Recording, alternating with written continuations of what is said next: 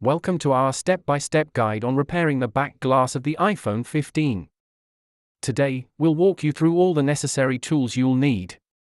Before we start, ensure your iPhone 15 is powered off completely, and don't forget to wear your safety gear. For step 1, let's remove the screws located near the charging port, using a compatible screwdriver. Next, we'll use a heat gun to gently soften the adhesive around the back glass. With the adhesive softened, carefully use a plastic tool to pry open the back glass. Take your time with this step. Now, let's disconnect the battery and any other internal components if necessary for the repair. Before applying new adhesive, make sure to clean the frame thoroughly. Align the new back glass carefully and press it into place, ensuring a secure fit. Finally, use clamps to secure the back glass and let the adhesive set according to the manufacturer's instructions.